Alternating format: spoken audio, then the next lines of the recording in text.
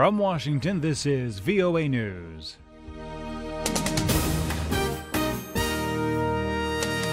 Hello, I'm Steve Miller. Lebanon's Prime Minister, Saad al-Hariri, resigned on Saturday, saying he sensed a plot on his life. David Doyle reports. I have sensed what is being plotted covertly to target my life. So said Lebanon's Prime Minister Saad al-Hariri as he announced his resignation on Saturday.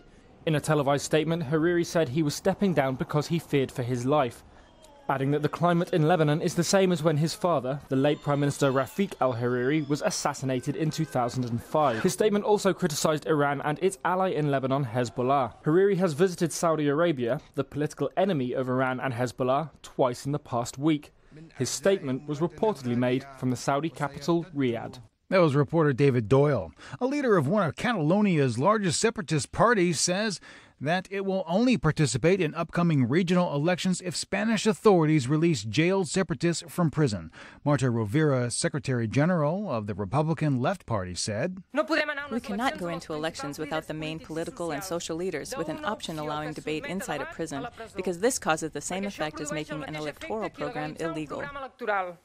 Prosecutors are looking to charge all members of the dismissed government for their parts in pushing through a declaration of independence by Catalonia's parliament. Saudi Arabia's state media says it has intercepted a ballistic missile fired at its international airport northeast of Riyadh. The statement came Saturday after reports that a loud explosion had been heard in the area. Unconfirmed reports say the missile came from Yemen, where Saudi Arabia is leading a military alliance against the armed Houthi movement, which claimed responsibility. This is VOA News. Martha O'Donovan was charged Friday with attempting to overthrow the Zimbabwean government, which carries a sentence of up to 20 years in jail. Pascal Davies has that story.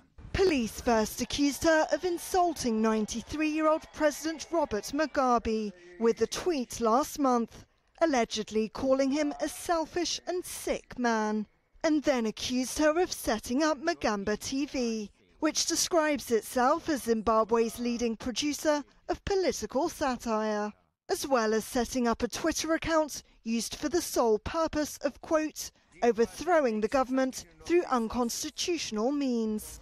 Lawyers for O'Donovan argue that police only informed her of her charge hours after her arrest, thereby violating the Constitution.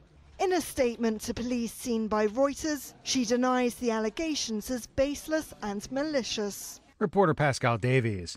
An oral cholera vaccination campaign, which is being led by the World Health Organization, is targeting nearly 180,000 Rohingya refugee children between the ages of 1 and 5 years.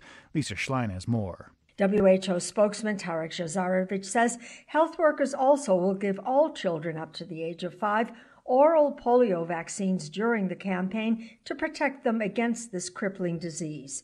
He says so far, no confirmed cases of cholera have been reported. But there is a risk, and this is why we are doing this oral cholera vaccination. And the WHO has set up a lab together with the ministry to do water quality monitoring. And the results show that this testing of drinking water, that only 17% of the samples collected and tested from various settlements met Bangladesh and WHO standards. Jazarovic says there's been an outbreak of acute watery diarrhea. At present, though, none of the lab-tested cases have been confirmed as cholera. He says the most serious health risks are acute respiratory infections and measles. Lisa Schlein for VOA News, Geneva. Fraud by Red Cross workers and others wasted at least $6 million meant to fight the deadly Ebola outbreak in West Africa. The revelations follow an internal investigation of how the organization handled more than $124 million during the 2014 to 2016 epidemic that killed more than 11,000 people. The United States has ordered all non-essential employees of its mission to Somalia to leave the capital of Mogadishu, citing specific threat information to Mogadishu International Airport. For additional information on this story and others, visit voanews.com. I'm Steve Miller in Washington. That's the latest world news from VOA.